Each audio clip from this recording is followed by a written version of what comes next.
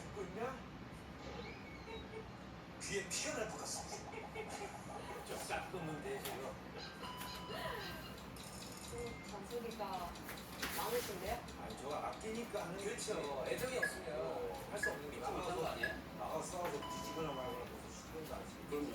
이 칭기스칸이 이렇게 잔소리를 하고 난 다음에는 이제 실전 전투 현장에서 수부타이의 능력을 제대로 발휘할 수 있는 이제 그런 능력을 맡기게 됩니다. 그럼 어떤 능력일까요? 제대로 손목으로 쓰는 거 아닐까? 전복. 아까 이제 그 수부타이가 메르키트 부족장을 쫓아가서 죽였다고 그랬잖아요. 그런 거거든요.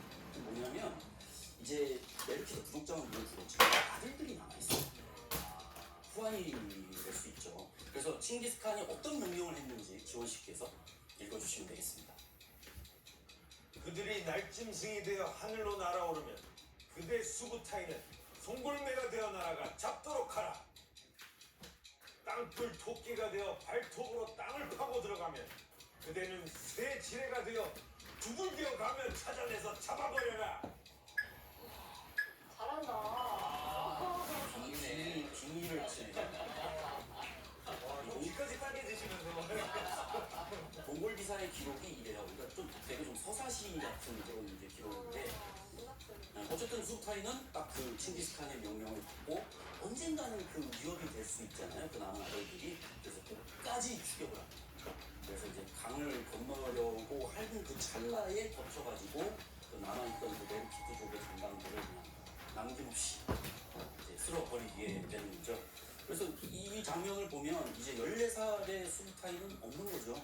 이제 어느 순간에 칭기스칸의 든든한 장수 성장해 있는 모습을 볼 수 있습니다. 우리가 지금 이제 추격을 시킨 임무를 받은 걸 봤잖아요. 공격 작전의 꽃은 전가 확대의 추격이에요. 그것은 가장 신임할 수 있는 자기 자신의 그 열기를 다스릴 수 있는 지략이 있는 장수에게 항상 맡겨요. 그것을 수부타에게 맡기면서 저렇게 잔소리를 했다는 것은 정말 애정이 있고 신뢰가 깊었다. 그리고 이제 1206년에 이제 칭기스칸이 아까 그 막 여러 부족들이 많았던 이제 그 몽골 초원을 이제 통일을 하게 되고 이제 칭기스칸이 이제 몽골 제국을 세우고 일종의 뭐 즉위식을 하는 장면인데 저 파란 옷이 수부타이 손가락질 하는데 옆에서 뭐 파란 망토에 파란 망토. 파란 망토. 뭐 생각하기 나름이죠. 네, 어쨌든 이렇게 칭기스칸이 이제 대칸에 이제 오르는 그런 모습을 이제 묘사하고 있고요. 이제 칭기스칸이 나라를 세우고 그다음에 자기와 함께 싸워준 장수들을 치하하면서 자기에게 충성을 바친 일부 장수들을 이렇게 콕콕 집어가지고 언급을 합니다. 이 8명의 개국공신이자 신뢰하는 장수들을 가리켜서 사준사구라고 불렀습니다.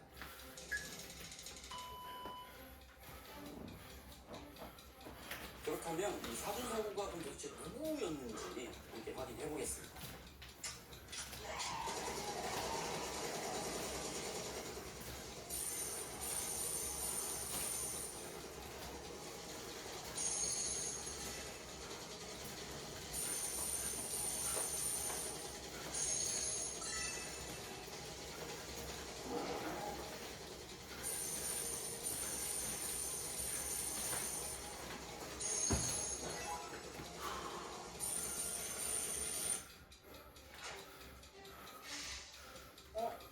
먼저 이들은 칭기스칸이 칭한 4마리의 말 사준이라고 불리는 몽골 제국의 장수들입니다.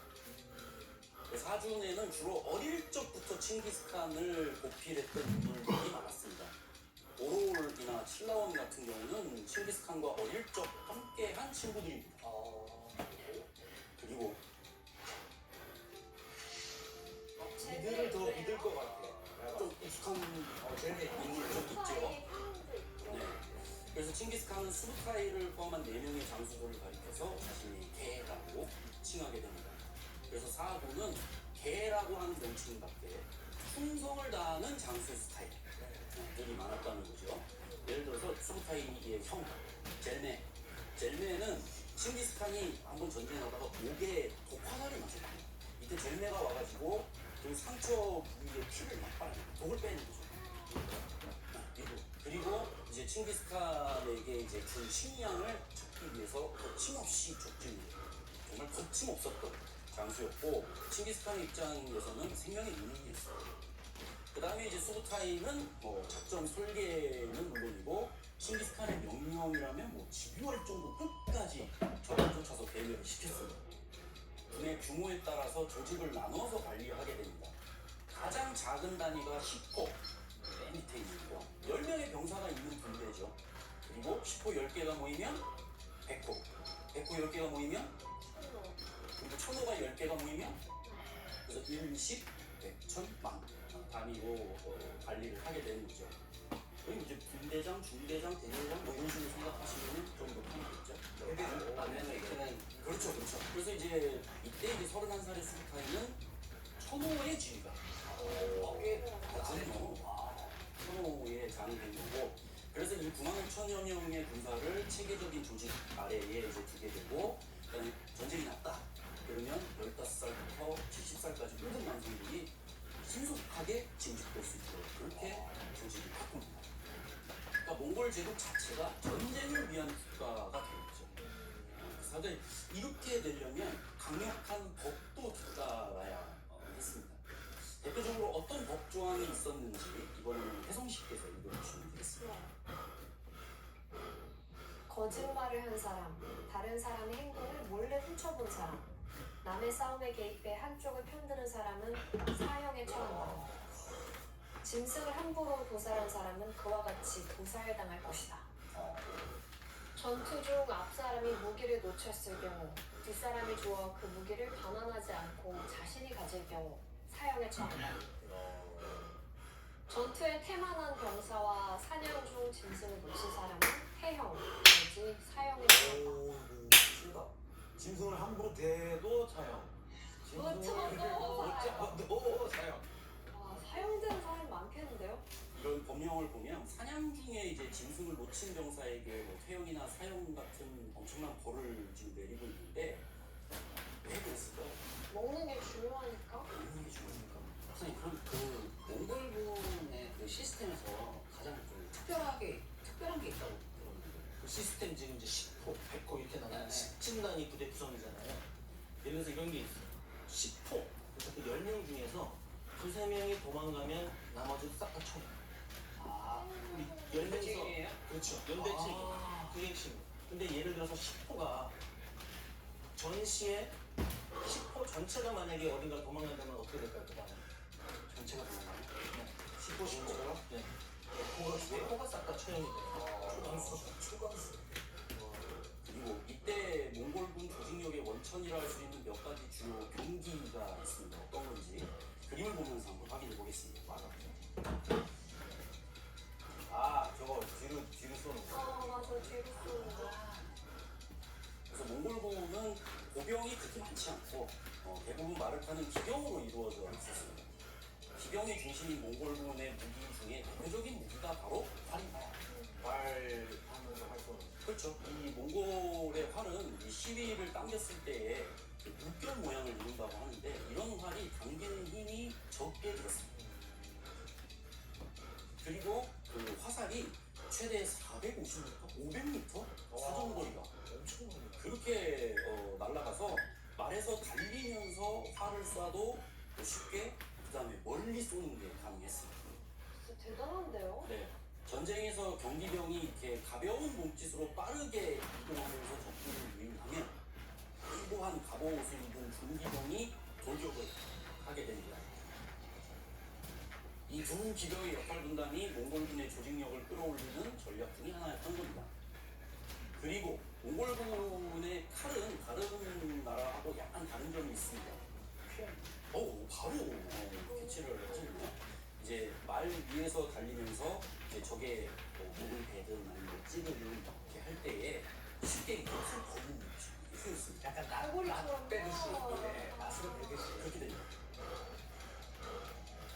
말 위에서 빠르게 적을 공격하기에는 최적의 칼이었다라고 보시면 되겠습니다.